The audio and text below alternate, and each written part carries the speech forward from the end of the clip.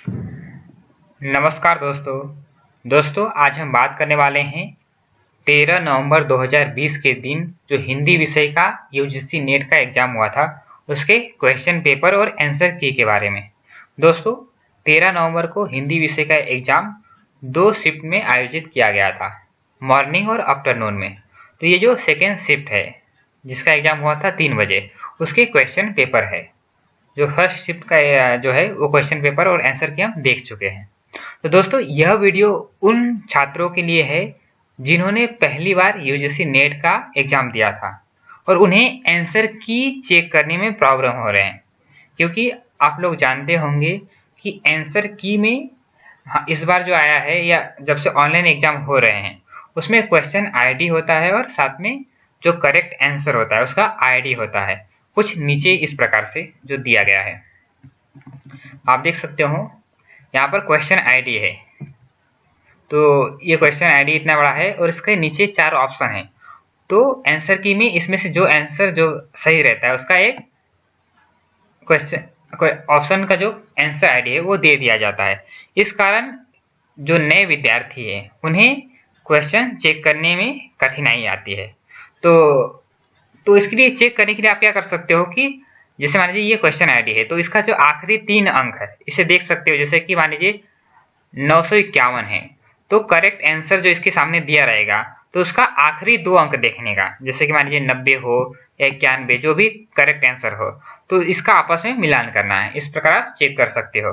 और अगर जो इस तरह भी नहीं चेक कर सकते वो हमारे वीडियो के माध्यम से अपने क्वेश्चन के आंसर देख सकते हैं। तो आइए हम शुरू करते हैं। उससे पहले अगर आप हमारे चैनल पे नए हैं तो हमारे चैनल को सब्सक्राइब कर दीजिए ताकि जब हम नया वीडियो बनाएं तो उसका नोटिफिकेशन आप तक पहुंच सके। तो पहला क्वेश्चन आया था सेकेंड शिफ्ट में हिंदी विषय में, गिरिराज किशोर द्वारा रचित उपन्यास है। तो इसका ऑप्शन 2 ये सही है। दोस्तों ऑप्शन जो सही है उसमें मैंने पहले ही टिक करके रखा है ताकि आपको देखने में सुविधा हो। तो ऑप्शन ए और सी यानी कि जुगलबंदी और जो लोग है ये दोनों ही उपन्यास गिरिराज किशोर का है। दोस्तों मैं बाकी ऑप्शन इसलिए नहीं ले रहा हूं ताकि वीडियो लंबा न बने। इसके बाद जो हम दूसरा वीडियो लेंगे उसमें हम इसका स्पष्टीकरण भी देखेंगे। अगला प्रश्न है, निम्नलिखित में से कौन सी जयशंकर प्रसाद की कविताएं हैं। तो इसका ऑप्शन 2 नंबर ये सही है, बी और सी। यानी कि बी जो है, मधु गुनगुनाकर कह जाता कौन कहानी यह अपनी। तो ये जयशंकर प्रसाद की कविताएं की पंक्ति है। और जो दूसरी है वो सी, मेरी आंखों की पुतली में तू बनकर प्राण समा जा रे, ये भी जयशंकर प्रसाद की पंक्ति है।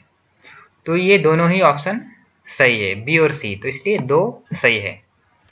इसका स्पष्टीकरण हम अगले वीडियो में देखेंगे, क्योंकि अभी बहुत से जो विद्यार्थी है जिन्होंने नेट का एग्जाम दिया था वो काफी उत्सुकता से इंतजार कर रहे हैं अपने आंसर की का। तो इसलिए वो पहले एक बार चेक कर ले, फिर इसके बाद हम आराम से उसका स्पष्टीकरण देखेंगे। तो तीसरा प्रश्न है, हमारे समाज के पुरुष के विवेकहीन जीवन का चित्र देखना हो तो विवाह के समय गुलाब सी खिली हुई स्वस्थ बालिका को 5 वर्ष बाद देख लीजिए। उस समय असमय प्रौढ़ हुई दुर्बल संतानों की रोमिनी पीली माता में कौन सी विवस्था, कौन सी रुला देने वाली करुणा न मिले। उपरोक्त कथन किस, यहाँ पर लेखिका होनी चाहिए थी तो लेखिका का है। तो ये जो महादेवी वर्मा का कथन है तो ऑप्शन 4 सही है।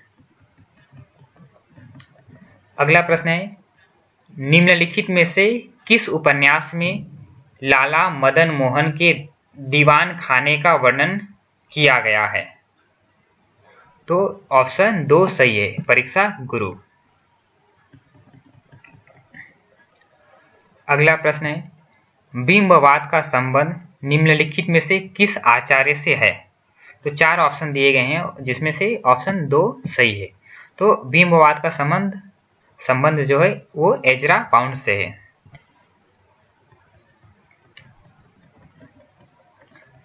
अगला प्रश्न है,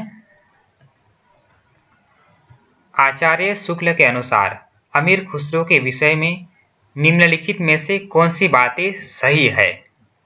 तो इसका ऑप्शन 1 सही है, यानी कि ए, बी, सी ये तीनों ही कथन सही है।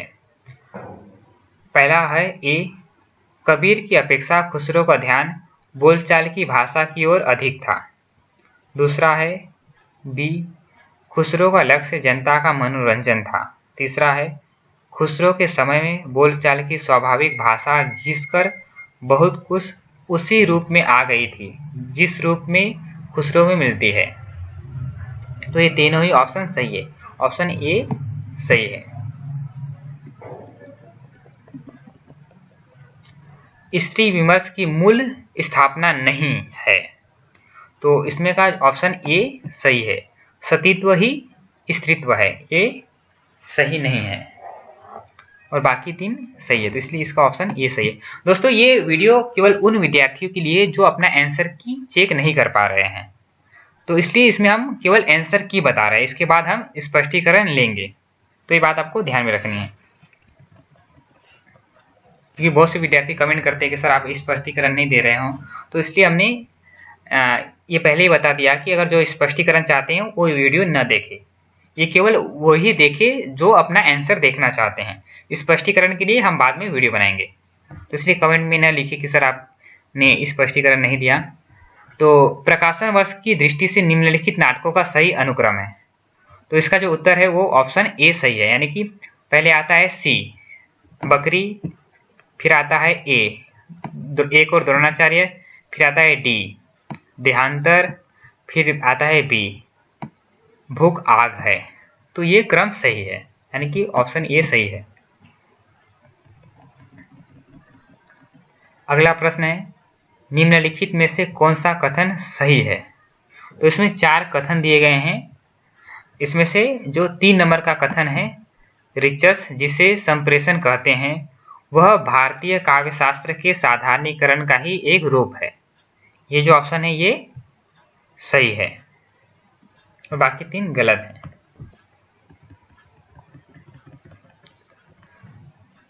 अगला प्रश्न है नीचे 2 कथन दिए गए हैं। कथन 1 समर्पण सगुण भक्ति का मूल है। कथन 2 भक्ति आंदोलन एकमात्र अद्वैतवाद से प्रभावित रहा।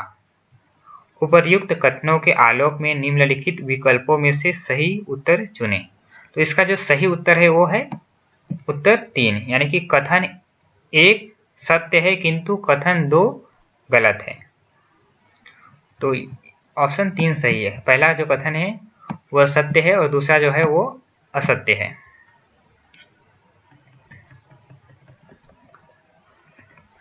निम्नलिखित में से कौन सा नाटक उदय शंकर भट्ट का नहीं है? तो इसमें जो 4 नंबर का ऑप्शन है वो सही है। नारद की वीणा ये उदय शंकर भट्ट का नहीं है।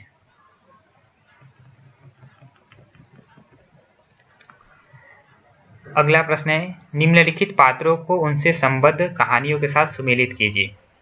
तो कुछ कहानियों के पात्र दिए गए हैं, उन्हें कहानियों के साथ मिलाना था। तो इसमें पहला ऑप्शन सही है, यानी कि ए का 2। तो कालिंदी और चरण जो है ये पत्नी कहानी के पात्र हैं और बी का 1 मालती जो है वो गैंग्रीन के पात्र हैं।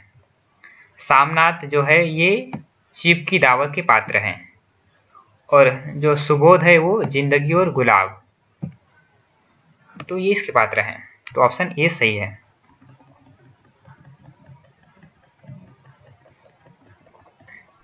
अगला प्रश्न है निम्नलिखित में से कौन सी बातें केशवदास के बारे में रामचंद्र शुक्ल ने कही है?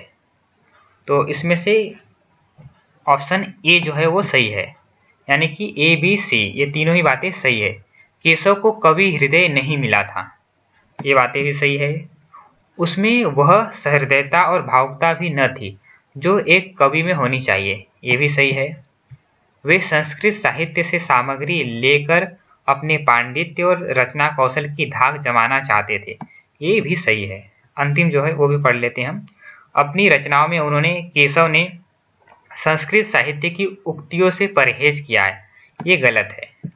तो इसका जो सही उत्तर है वो उत्तर 1 सही है।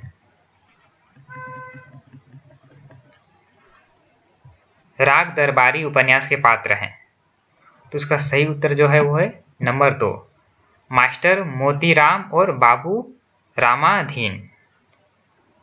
ये राग दरबारी उपन्यास के पात्र हैं, ऐसा एनटीए के द्वारा सही किया गया है। अगला जो प्रश्न है, सूची 1 को सूची 2 से सुमेलित कीजिए।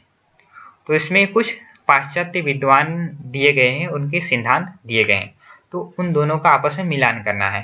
तो इसमें जो ऑप्शन 3 है ये सही, यानी कि ए का 3 रम्य कल्पना का है कालरीज, फिर है बी का 2 मूल्य सिद्धांत का है आइए रिचर्स, फिर है परंपरा सिद्धांत परंपरा की अवधारणा इलियट, उत्तर आधुनिकतावाद है लोला पार्थ।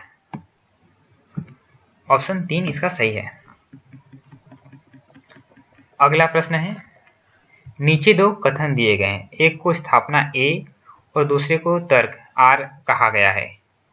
तो स्थापना है प्रेम निजी भाव है, साहित्य में उसका चित्रण असामाजिक हो जाता है। तर्क है क्योंकि प्रेम का चित्रण मांसल ही होता है, जिसके कारण उसमें अश्लीलता आ जाती है। उपर्युक्त कथनों के आलोक में निम्नांकित विकल्पों में से सर्वाधिक उपयुक्त उत्तर चुनें। तो इसमें ऑप्शन ए जो है वो एनटी के द्वारा सही किया गया है, यानी कि ए और बी, ए और आर दोनों ही गलत है, यानी कि स्थापना और तर्क दोनों क्या है, गलत है। अगला प्रश्न देख लेते हैं हम, प्रकाशन वर्ष के अनुसार निम्नलिखित उपन्यासों का सही अनुक्रम बताइए। तो इसमें जो ऑप्शन 4 है वो सही है, यानी कि पहला जो है वो डी, ये पहले आता है, फिर आता है ए, पहले आता है सुहाग की नूपुर, फिर आता है मानस का हंस, फिर आता है खंजन नयन, फिर आता है पीढ़ियां। तो ये इस क्रम से इसका उत्तर सही है। अगला प्रश्न हम देख लेते हैं, निम्नलिखित कवियों को उनके जन्म वर्ष के आधार पर व्यवस्थित कीजिए। तो इन्हें जन्म के अनुसार लगाना है एक क्रम से, पहले किसका जन्म हुआ था फिर बाद में। तो इसका भी नंबर 4 सही है। पहले आते हैं बिहारी, फिर है ए मतीराम, फिर है डी जसवंत सिंह, फिर आता है सी देव। दोस्तों हमने एक वीडियो बनाया था रीतिकाल, तो एक वीडियो में हमने पूरे रीतिकाल का परिचय दिया था, जिसमें रीतिकाल के जो प्रमुख कवि हुए हैं उनके जन्म, रीतिकाल की जो तीनों काव्य धाराएं हैं, रीतिबद्ध, रीति मुक्त और रीति सिद्ध, उनका परिचय, साथ में जो प्रमुख कवि और उनकी रचनाएं हैं उन सभी का परिचय हमने एक वीडियो में बनाया था। तो आप हमारे चैनल के डिस्क्रिप्शन में जाके उसके लिंक पे क्लिक करके देख सकते हो उस वीडियो को। तो आगे हम देखते हैं, अगला प्रश्न है, खड़ी बोली में इतना बड़ा काव्य अभी तक नहीं निकला है। बड़ी भारी विशेषता इस काव्य की यह है कि यह सारा संस्कृत के वर्ण रूपकों में है, जिसमें अधिक परिणाम में रचना करना कठिन काम है। आचार्य रामचंद्र शुक्ल ने यह मत किस ग्रंथ के लिए प्रकट किया है? तो इसका सही उत्तर है नंबर 4 प्रिय प्रवास। दोस्तों द्विवेदी युग के ऊपर भी हमने एक वीडियो बनाया है, आप देख सकते हो हमारे चैनल के प्लेलिस्ट में। आगे देखते हैं हम, निम्नलिखित दलित आत्मकथाओं को प्रकाशन वर्ष की दृष्टि से सही अनुक्रम में व्यवस्थित कीजिए। तो कुछ दलित आत्मकथाएं दिए गए हैं, उन्हें प्रकाशन वर्ष के अनुसार लगाने थे। तो इसका ऑप्शन ए सही है। पहला आता है डी अपने अपने पिंजरे, फिर आता है ए जूठन, फिर आता है सी मुर्दहिया, फिर आता है अंतिम में डी यानी कि बी शिकंजे का दर्द। तो ये सही क्रम है, अपने अपने पिंजरे, जूठन, मुर्दहिया और शिकंजे का दर्द। अगला प्रश्न है,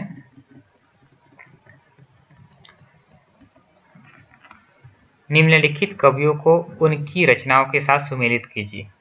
तो इसका ऑप्शन 2 सही है, यानी कि ए का 2, चिंतामणि त्रिपाठी का काव्य प्रकाश, फिर भूषण का है नंबर 3 छत्रसाल दशक, फिर देव का है नंबर 4 रस विलास, फिर लाल कवि का है नंबर 1 छत्र प्रकाश। अगला प्रश्न हम देख लेते हैं, मार्क्सवादी दर्शन के किस पक्ष से डॉक्टर भीमराव अंबेडकर की असहमति थी? तो इसमें 4 कथन दिए गए थे, श्रम की गरिमा, वर्गहीन समाज की स्थापना, शोषण विहीन समाज की स्थापना रचना, क्रांति में हिंसा का प्रयोग। तो ऑप्शन 4 सही है। आदिवासी विमर्श की मूल स्थापना नहीं है, तो इसका सही जो उत्तर है वो नंबर 3 सत्ता के प्रति मोह। दोस्तों इसका स्पष्टीकरण हम अगले वीडियो में बना के देखेंगे आराम से, क्योंकि ये वीडियो हमने जल्दी में इसलिए बनाया है ताकि जो विद्यार्थी परेशान थे उन्हें आंसर की देखने में परेशानी हो रही थी, तो उनकी सुविधा के लिए ये वीडियो बनाया गया है, तो इसलिए इसमें हम स्पष्टीकरण नहीं दे रहे हैं। तो अगला प्रश्न हम देखते हैं, नीचे 2 कथन दिए गए हैं। कथन 1, दलित लेखन स्थापित सांस्कृतिक व्यवस्था का विरोध कर सामाजिक समता का प्रस्ताव करता है। कथन 2, दलित लेखन दलित लेखन राम मनोहर लोहिया के समाजवादी वैचारिक दर्शन से सर्वाधिक प्रभावित है। उपर्युक्त कथनों के आलोक में निम्नलिखित विकल्पों में से सही उत्तर चुनें। तो इसका जो ऑप्शन 3 है ये सही है।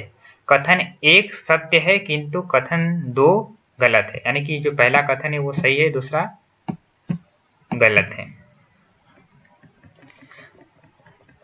अगला प्रश्न हम देख लेते हैं, शक्ति कवित्व बीज रूप संस्कार विशेष, अर्थात कवित्व निर्माण के बीज रूप विशिष्ट संस्कार को शक्ति कहते हैं। प्रतिभा के विषय में उक्त उदाहरण किस आचार्य का है? तो ये आचार्य मनमट का है, तो 3 नंबर का ऑप्शन सही है। अगला प्रश्न है, लक्ष्मी दासी निम्नलिखित में से किस उपन्यास की पात्र है? तो ऑप्शन ए सही है, मैला अंचल।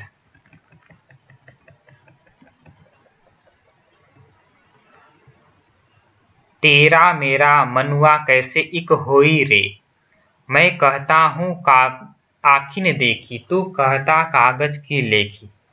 उपर्युक्त पंक्तियों के संदर्भ में निम्नलिखित में से कौन सा मंतव्य सही नहीं है?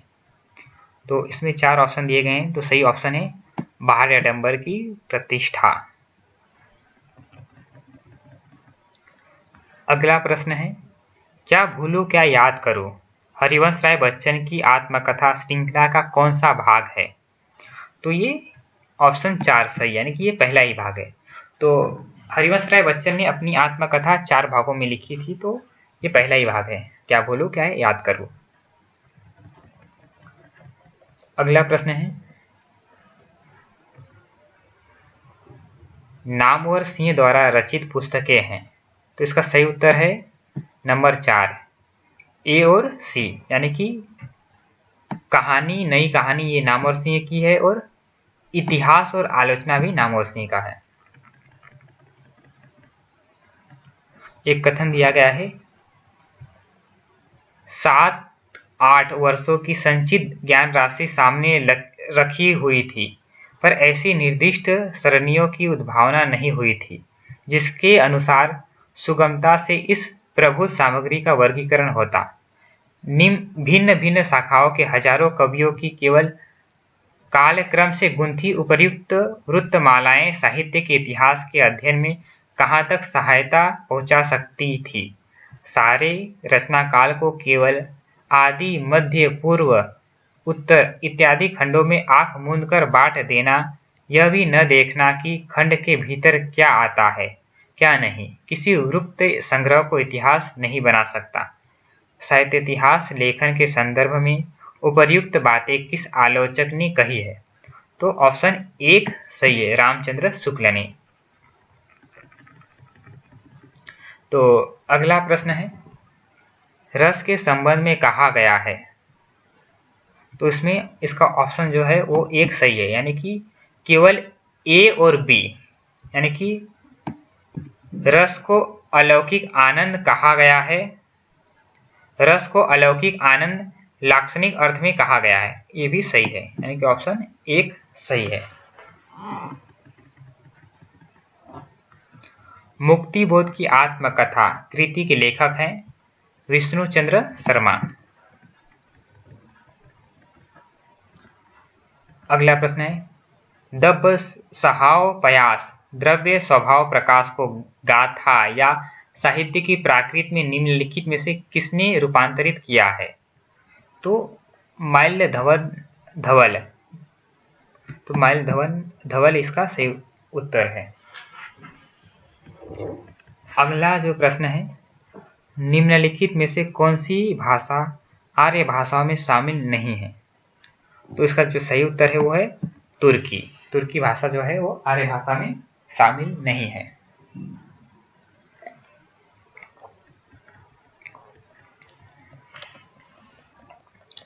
अगला प्रश्न है, नया लेखक उनसे डरता है, पुराना घबराता है, पंडित सिर हिलाता है, वे पुराने की गुलामी पसंद नहीं करते और नवीन की गुलामी तो उनके लिए एकदम असह्य है। उपरोक्त कथन किस लेखक ने किस लेखक के बारे में कहा है? तो ये ऑप्शन 4 सही है। आचार्य हजारी प्रसाद द्विवेदी ने आचार्य रामचंद्र शुक्ल के लिए कहा है, तो ये ऑप्शन 4 सही है। आगे देख लेते हैं हम, निम्नलिखित में से किस आचार्य ने रसों की संख्या 8 मानी है? तो इसमें ऑप्शन जो एक है वो दंडी सही है। दोस्तों मेरे हिसाब से अगर देखें तो भरत मुनि ही इसके ऑप्शन होने चाहिए, क्योंकि भरत मुनि ने ही रस की संख्या 8 मानी है, परंतु इसमें भरत मुनि का जिक्र नहीं किया गया है और इसमें जो सही ऑप्शन दिया गया है वो दंडी दिया गया है, क्योंकि भरत मुनि ने शांत रस को नाटक के लिए अनुकूल नहीं माना था। तो आगे हम देखते हैं अगला प्रश्न, प्रथम विश्व युद्ध की पृष्ठभूमि पर रचित कहानी है? तो इसका सही उत्तर है उसने कहा था। ये चंद्रधर शर्मा गुलेरी की कहानी 1915 में लिखी गई थी, जो कि प्रथम विश्व युद्ध की पृष्ठभूमि पर लिखी गई है। अगला प्रश्न है, नई कहानी आग्रहों की कहानी नहीं है, प्रवृत्तियों की ही हो सकती है और उसका मूल स्रोत है जीवन का यथार्थ बोध, और इस यथार्थ को लेकर चलने वाला वह विराट मध्य और निम्न मध्य वर्ग है, जो अपनी जीवन शक्ति से आज के दुर्दांत संकट को जाने अनजाने झेल रहा है। उपर्युक्त कथन किस लेखक ने नई कविता के संदर्भ में कहा है? तो इसका 4 ऑप्शन सही है, कमलेश्वर। ब्रज का कृष्ण संप्रदाय हिंदी साहित्य के इतिहास का काल विभाजन और नामकरण करते हुए उपर्युक्त नामकरण निम्नलिखित में से किस साहित्य इतिहासकार ने सुझाया है? तो इसका ऑप्शन 2 जॉर्ज गिब्सन सही है।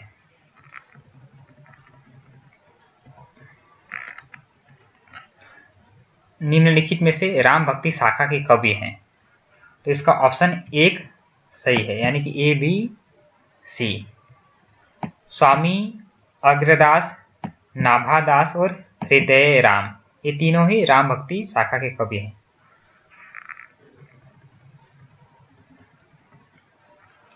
अगला प्रश्न है, धूमिल ने रोटी और संसद कविता में कितने आदमियों का जिक्र किया है?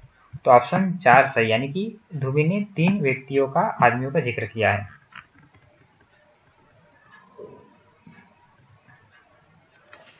अगला प्रश्न है, भारतेंदु की निम्नलिखित मौलिक नाट्य रचनाओं में कौन से प्रहसन हैं? तो ऑप्शन 4 सही है, यानी कि ए और सी। तो जो वैदिकी हिंसा हिंसा न भवती ये प्रहसन है, और अंधेर नगरी ये भी प्रहसन है।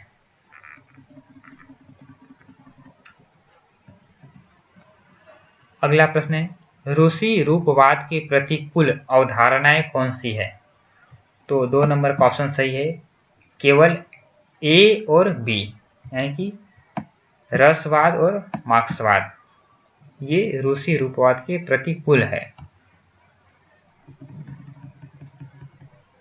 अगला प्रश्न है, अभिजात्य वर्गीय परिवार की कठोर अनुशासनबद्धता के जुल्म और विद्रोह तथा मशीनी जिंदगी से मुक्ति का चित्रण निम्नलिखित में से किस नाटक की विषय वस्तु है? तो इसका सही उत्तर है ऑप्शन 3, अंजो दीदी। अगला प्रश्न है जो कि मिलान करना है, तो इसका ऑप्शन 3 सही है। ए का 3 आनंद कादम्बिनी के हैं प्रेम घन, समालोचक के हैं 4 चंद्रधर शर्मा गुलेरी, भारतेंदु के हैं 2 राधाचरण गोस्वामी, सार सुधानिधि के हैं 1 सदानंद मिश्र। तो ये ऑप्शन सही है। अगला प्रश्न है, माता पिता के संबंध विच्छेद से प्रभावित बालक के त्रस्त जीवन की कथा पर आधारित उपन्यास है। तो ऑप्शन 3 आपका बंटी, ये सही है। अगला प्रश्न देखते हैं, निम्नलिखित भाषाओं को विकास के उनके क्रम में व्यवस्थित कीजिए।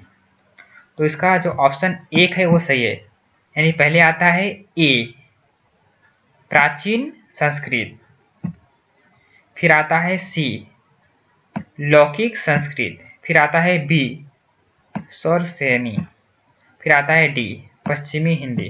दोस्तों भाषा विज्ञान के ऊपर हमने एक वीडियो बनाया था जिसमें हमने संसार की भाषाओं का वर्गीकरण, हिंदी भाषा की ऐतिहासिक पृष्ठभूमि और हिंदी भाषा के जो विकास हुए हैं वैदिक भाषा से लेकर हिंदी तक, उसका हमने एक चार्ट के माध्यम से स्पष्टीकरण दिया है, जिसे देखने के लिए आप हमारे चैनल को सब्सक्राइब करके प्लेलिस्ट में देख सकते हो। भाषा विज्ञान नाम का प्लेलिस्ट बनाया हमने।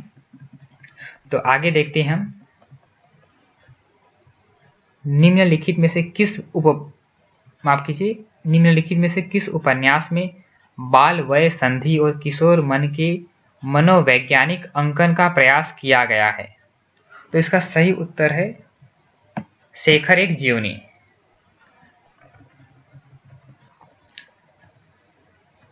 अगला प्रश्न है, निम्नलिखित में दंत्य वर्ण है। तो इसका सही उत्तर है नंबर 4 केवल सी और डी, यानी कि दंत्य ध्वनि कौन सी है? तो द और ध। अगला प्रश्न है, हमारे समाज में मानवीय गुणों की पहचान बढ़ने वाली है, कुल और जाति का अहंकार विदा हो रहा है, आगे मनुष्य केवल उन्हीं पद का अधिकारी होगा जो उसके अपने सामर्थ्य से सूचित होता है, उस पद का नहीं जो उसके माता पिता या वंश की देन है। उपरोक्त कथन किस रचना की भूमिका से उद्धृत है? तो ये जो ऑप्शन 3 है रश्मि रथी, तो ये जो पंक्तियां हैं ये रश्मि रथी की भूमिका में दिया गया है। अगला प्रश्न है स्थापना और तर्क।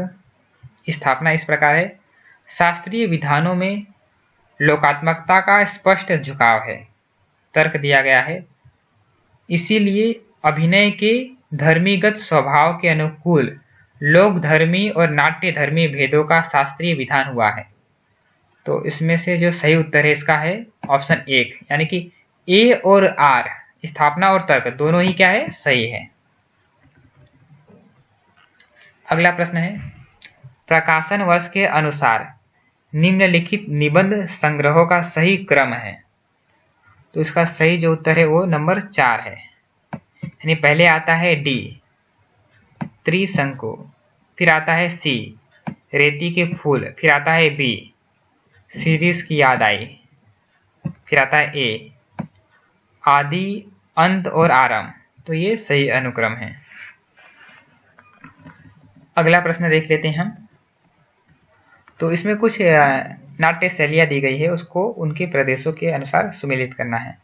तो इसका जो सही अनुक्रम है, तो इसका जो सही उत्तर है वो है ए 1। तो ए का है 4, यानी कि सांग कहाँ की लोक नाट्य शैली है तो ये हरियाणा की। फिर आता है नौटंकी, तो नौटंकी ये उत्तर प्रदेश की लोक शैली है, लोक नाट्य शैली। फिर आता है माच, माच जो है ये मालवा यानी मध्य प्रदेश की लोक शैली है, लोक नाट्य शैली। फिर आता है नाचा, नाचा जो है वो छत्तीसगढ़ की शैली है। जो फर्स्ट शिफ्ट में पेपर हुए थे उसमें भी पूछे गए थे कि छत्तीसगढ़ की लोक शैली कौन सी है, तो उसमें नाचा और पंडवानी दिए गए थे। तो अगला प्रश्न है, इतिहास के गड़े मुर्दे उखाड़ने का काम इस युग के साहित्य में वांछनीय नहीं है। अपने किस नाटक की भूमिका में लक्ष्मी नारायण मिश्र ने जयशंकर प्रसाद के ऐतिहासिक सांस्कृतिक नाटकों की प्रतिक्रिया में यह बात कही? तो इसका सही उत्तर है 1 सन्यासी। अगला प्रश्न देख लेते हैं हम, हरि कृष्ण प्रेमी के नाटकों के मुख्य स्वर है, तो इसका सही उत्तर है ऑप्शन 2 केवल बी और सी। तो प्रखर राष्ट्रीय चेतना युक्त ऐतिहासिकता और सी सांप्रदायिक सौहार्द की मूल्य चेतना। उच्चारण की त्रुटि की माफी चाहता हूं। तो दोस्तों स्पष्टीकरण हम इसलिए नहीं रहे और बाकी क्वेश्चन भी इसलिए नहीं रहे ताकि वीडियो लंबा न बने। इसके बाद जब हम स्पष्टीकरण देंगे तो उसको छोटे छोटे भागों में बांटकर इसका स्पष्टीकरण देखते हुए चलेंगे। तो अगला प्रश्न है, विश्वविद्यालय परिसर के जीवन पर आधारित उपन्यास है, तो इसका जो सही उत्तर है नंबर 4 ए और बी, परिशिष्ट और चक्रव्यूह।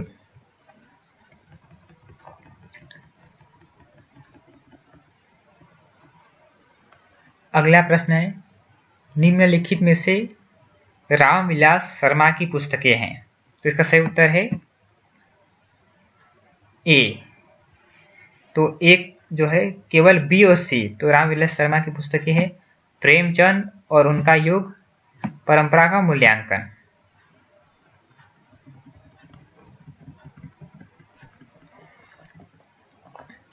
अगला प्रश्न है, निम्नलिखित में से कौन से अज्ञेय के काव्य हैं, तो इसका जो सही उत्तर है वो है नंबर 2 ए और डी, भग्नदूत और चिंता।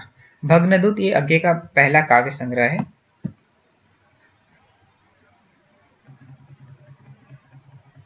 अगला प्रश्न है, आध्यात्मिक रंग के चश्मे आजकल बहुत सस्ते हो गए हैं, रामचंद्र शुक्ल ने यह टिप्पणी किस कवि के संदर्भ में की है? तो ये विद्यापति के। दोस्तों विद्यापति का जो जीवन परिचय है और वे श्रृंगारी कवि हैं या भक्त कवि, इसके बारे में विद्वानों के जो मत है इसके ऊपर हमने एक वीडियो बनाया है, तो आप हमारे चैनल के प्लेलिस्ट में जाके देख सकते हो।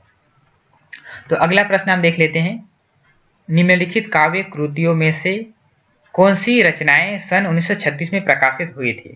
तो इसका जो सही उत्तर है वो है केवल ए और सी, यानी कि कामायनी और राम की शक्ति पूजा। दोस्तों ये कामायनी जो है ये 1935 में प्रकाशित हुई थी, परंतु एनटीए के द्वारा इसमें 36 दिया गया है, तो इसलिए ऑप्शन 2 सही है। तो अगला जो प्रश्न है, निम्नलिखित में से कौन सा शब्द फारसी का है? तो इसमें जो ऑप्शन 1 है दाग, ये फारसी के शब्द हैं। अगला प्रश्न है, गोदान उपन्यास का होरी राम अवध प्रांत के किस गांव का रहने वाला किसान था? तो ऑप्शन 1 सही है, बेराली। अगला प्रश्न है, निम्नलिखित निबंध संग्रहों का प्रकाशन वर्ष के अनुसार सही क्रम है? तो ऑप्शन 4 सही है। पहले आता है सी प्रगतिशील साहित्य की समस्या, फिर आता है बी ठेले पर हिमालय, फिर आता है डी गंधमादन, फिर आता है ए कला का जोखिम। तो ये जो क्रम है ये सही है। अगला जो प्रश्न है, निम्नलिखित बोली वर्गों को उनसे संबद्ध बोलियों के साथ सुमेलित कीजिए। तो कुछ बोली के वर्ग दिए गए हैं, वो भाषाएं दी गई है हिंदी की, और उनके बोली से आपस में मिलान करना है। तो जो पश्चिमी हिंदी है, तो पश्चिमी हिंदी के अंतर्गत आता है बुंदेली। जो पूर्वी हिंदी है, पूर्वी हिंदी के अंतर्गत आता है बघेली। बिहारी हिंदी के अंतर्गत आता है मगही, और राजस्थानी हिंदी के अंतर्गत आता है मेवाती।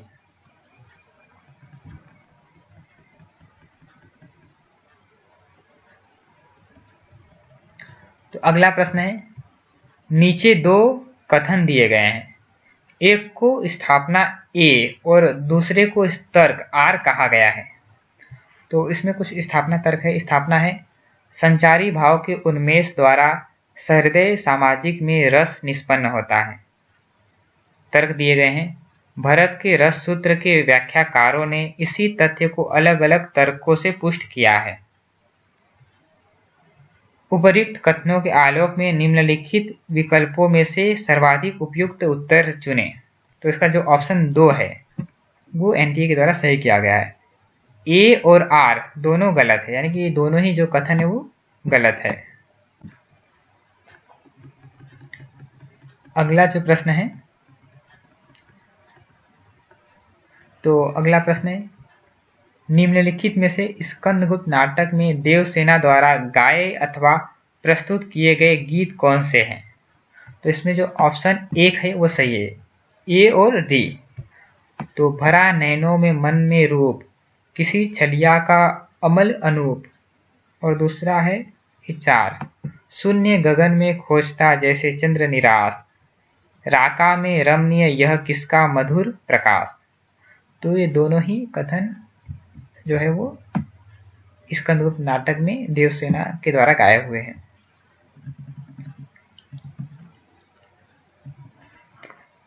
अगला प्रश्न देखते हैं हम, प्रकाशन वर्ष की दृष्टि से निम्नलिखित कविता संग्रहों का सही अनुक्रम है। तो इसका जो सही उत्तर है वो है नंबर 2। पहले आता है इत्यलम, फिर आता है कितनी नाव में कितनी बार, फिर आता है पहले में सन्नाटा बूंदता हूं, और फिर आता है नदी की बांग पर छाया। ये सभी अज्ञेय की काव्य हैं। तो ऑप्शन 2 सही है। अगला प्रश्न हम देख लेते हैं, अपने मनोवैज्ञानिक मनोविकार संबंधी निबंध करुणा में रामचंद्र शुक्ल ने निर्धारित किया है कि। तो इसका जो ऑप्शन 3 है ये सही है, इसका उत्तर है, यानी कि करुणा का प्रसार सामाजिक जीवन की स्थिति और पुष्टि के लिए आवश्यक नहीं है। इसका ऑप्शन जो सी है वो सही है, 3 का सी। अगला प्रश्न देख लेते हैं, अपभ्रंश या प्राकृताभास हिंदी के पद्यों का सबसे पुराना पता तांत्रिक और योग मार्गी बौद्धों की सांप्रदायिक रचनाओं के भीतर विक्रम की 7वीं शताब्दी के अंतिम चरण में लगता है। ये कथन किस आलोचक का है। तो ये आचार्य रामचंद्र शुक्ल का। दोस्तों, हमने हिंदी गद्य का विकास इसके ऊपर एक वीडियो बनाया है, तो जिसे आप हमारे चैनल के प्लेलिस्ट में जाके देख सकते हो। तो अगला प्रश्न है, निम्नलिखित में से दिनकर काव्य की विशेषताएं कौन सी है। तो इसका सही उत्तर है नंबर 2, ए और सी। तो जातिवादी व्यवस्था का विरोध और युद्ध का तात्विक चिंतन और शोषण का विरोध, ये सही उत्तर है।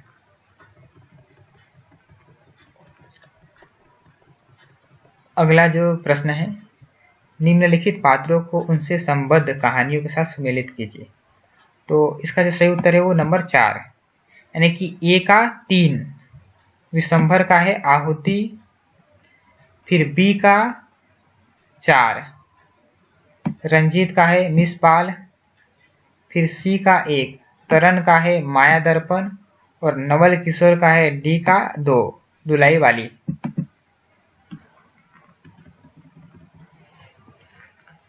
तो अगला प्रश्न है, नारी का आकर्षण पुरुष को पुरुष बनाता है तो उसका अपकर्षण उसे गौतम बुद्ध बना देता है। ये संवाद अंश किस नाटक का है? तो इसके जो सही उत्तर है वो लहरों के राजहंस। ये मोहन राकेश का नाटक है ये, और गौतम बुद्ध के ऊपर है। अगला जो प्रश्न है, हरिशंकर परसाई द्वारा रचित निबंध संग्रह है, तो इसका सही उत्तर है, नीचे दिए गए विकल्पों में से सही उत्तर चुनिए। तो इसका सही उत्तर है ऑप्शन ए। तो ए का जो केवल ए और बी यानी कि हरिशंकर परसाई के निबंध संग्रह है तुलसीदास, चंदन घिसे और अपनी अपनी बीमारी।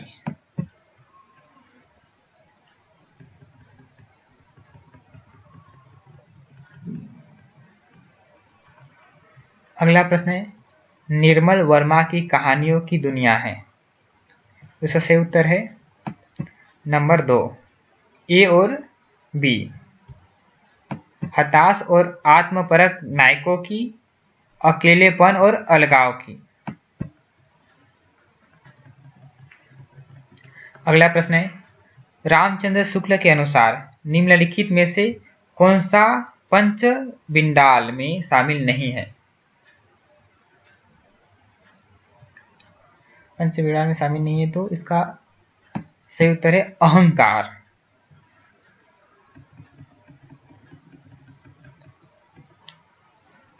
निम्नलिखित में स्त्री विमर्श पर आधारित उपन्यास है, तो इसका सही उत्तर है नंबर 3 यानी कि बी और डी। एक जमीन अपनी और मुझे चांद चाहिए, स्त्री विमर्श पर आधारित उपन्यास है ये सभी दोनों।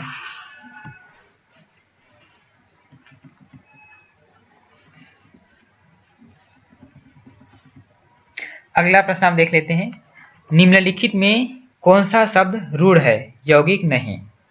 तो उसका सही उत्तर है 1, पीला।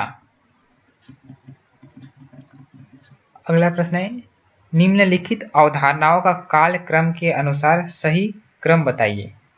तो इसका सही उत्तर है नंबर 3। पहले आता है यथार्थवाद, फिर आता है डी उत्तर संरचनावाद, फिर आता है सी उत्तर आधुनिकवाद, फिर आता है बी विखंडनवाद।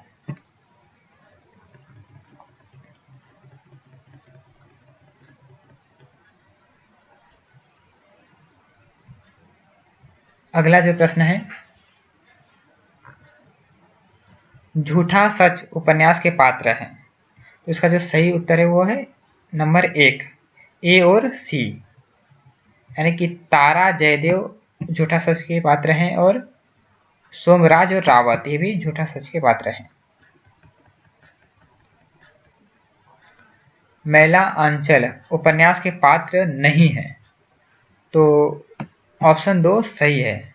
श्रीधर और सरस्वती मैला अंचल के पात्र नहीं है, और बाकी जो भी हैं जैसे कि प्रशांत और कालीचरण, कमली और सुमृत दास, हरगौरी सिंह और मंगला देवी ये सभी मैलांचल के पात्र हैं।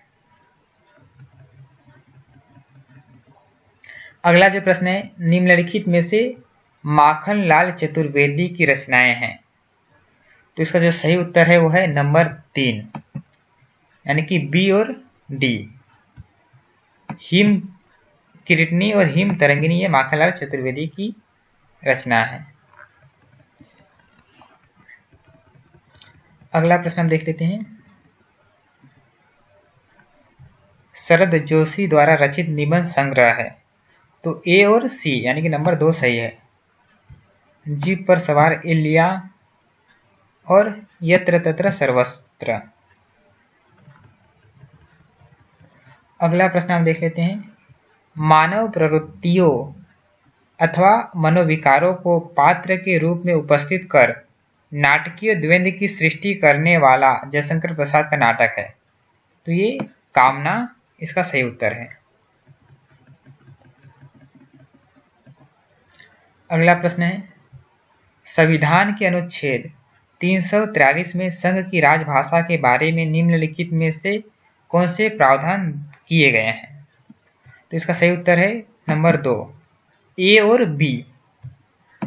संघ की राजभाषा हिंदी और लिपि देवनागरी होगी। और दूसरा है बी, शासकीय प्रयोजनों के लिए भारतीय अंकों का अंतर्राष्ट्रीय रूप मान्य हो। तो ये दोनों ही ऑप्शन सही है। तो ऑप्शन 2 नंबर इसका सही है। अगला प्रश्न है, निम्नलिखित में से कौन सी कृति मुक्तिबोध की नहीं है? तो मुक्तिबोध की जो कृति है वो शुद्ध कविता की खोज, ये मुक्तिबोध की कविता नहीं है। चांद का मुंह टेढ़ा है, काठ का सपना, कामायनी, एक पुनर्विचार, ये मुक्तिबोध की रचना है। और ये तीनों मुक्तिबोध की रचना है। और शुद्ध कविता की खोज, ये मुक्तिबोध की रचना नहीं है। अगला प्रश्न देख लेते हैं हम। निम्नलिखित पात्रों को उनसे संबद्ध उपन्यासों से सुमेलित कीजिए। तो इसका सही उत्तर है 1, अ का 4 महंत रामदास का है मैलांचल। फिर बी का 1 मुराद अली का है तमस। फिर सी का है 2 कंचन का है झूठा सच। और डी का है 3 कैलाश नाथ का है मानस का हंस।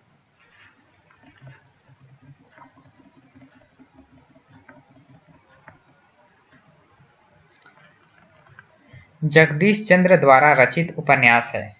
तो इसका सही उत्तर जो है वो है नंबर 2, केवल ए और बी। तो जगदीश चंद्र के उपन्यास है धरती धरना अपना और मुट्ठी भर कांकर, ये जगदीश चंद्र के उपन्यास हैं। अगला प्रश्न आप देख लेते हैं। तो सूची 1 में दिए गए विकल्पों को सूची 2 में दिए गए कविता संग्रहों से सुमेलित कीजिए। तो इसका जो सही उत्तर है वो नंबर 4 सही है। यानी कि ए का 2 रघुवीर सहाय का है आत्महत्या के विरुद्ध। बी का 4 केदारनाथ सिंह का है जमीन पक रही है। फिर है सी का 3 कुंवर नारायण का आत्मजयी। फिर डी का है 1 सर्वेश्वर दया सक्सेना का काठ का सपना, काठ की घंटियां।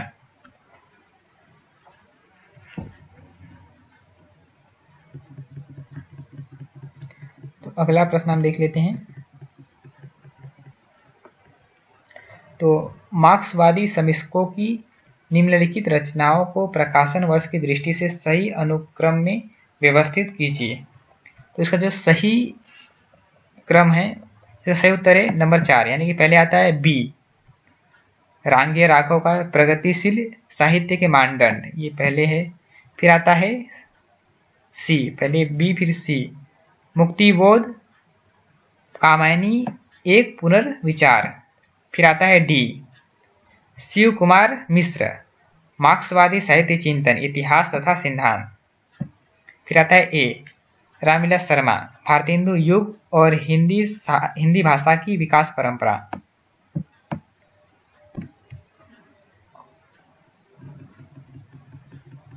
अगला प्रश्न हम देख लेते हैं। निम्नलिखित निबंध संग्रहों को उनके लेखकों के साथ सुमेलित कीजिए। तो इसका जो सही उत्तर है वो नंबर 1, यानी कि ए का 4 आस्था और सौंदर्य रामविलास शर्मा। बी का 3 अनुसंधान और आलोचना डॉक्टर नगेंद्र। सी का 1 आचरण की सभ्यता अध्यापक पूर्ण सिंह। डी का 2 वाद विवाद संवाद नामोर सिंह। तो इसके बाद कुछ पैराग्राफ आए हैं। दोस्तों वीडियो लंबा ना बने इसलिए हम पैराग्राफ की जगह डायरेक्ट आंसर बता रहे हैं, क्योंकि इस वीडियो बनाने का उद्देश्य हमारा उन सभी विद्यार्थियों की मदद करना जो आंसर देखने के लिए कठिनाई का सामना कर रहे हैं। तो इसलिए स्पष्टीकरण न देते हुए हम सीधा आंसर की तरफ देखते हैं। तो लेखक के अनुसार संत साहित्य का प्रसार किस अर्थ में अनूठा था? तो इसका जो सही उत्तर दिया गया है एनटी के द्वारा, संतों ने जनता की संस्कृति को फैलाने में मदद की। तो अगला जो प्रश्न है, जाति नेशन के संगठन में बाधक तत्व कौन सा है? तो इसका जो सही उत्तर है वो है नंबर 4, केंद्रीय राज्य सत्ता द्वारा जागीरदारों की स्वच्छंदता को प्रश्रय देना।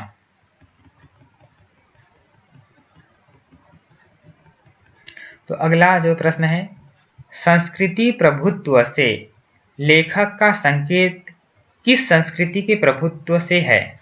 तो इसका जो सही उत्तर है वो नंबर 4, पुरोहितों की संस्कृति का प्रभुत्व। अगला जो प्रश्न है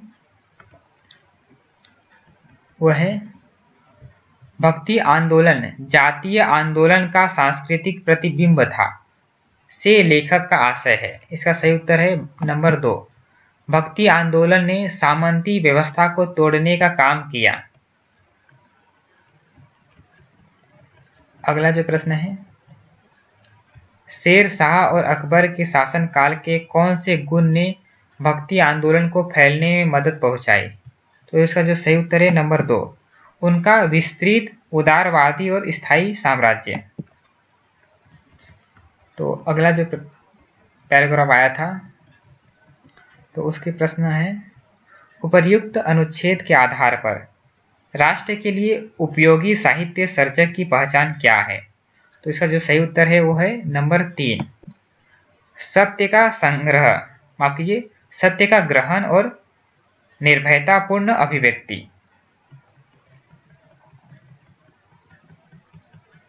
जो अगला प्रश्न है, उपर्युक्त अनुच्छेद के आधार पर निम्नलिखित में से कौन सा कथन सही है? तो इसका जो ऑप्शन 1 है वो सही है, साहित्यकार प्रचारक नहीं है। अगला जो प्रश्न है, उपर्युक्त अनुच्छेद के आधार पर साहित्य का पुनीत अनुष्ठान क्या है? तो इसका जो सही उत्तर है नंबर 4, अस्यु की सती।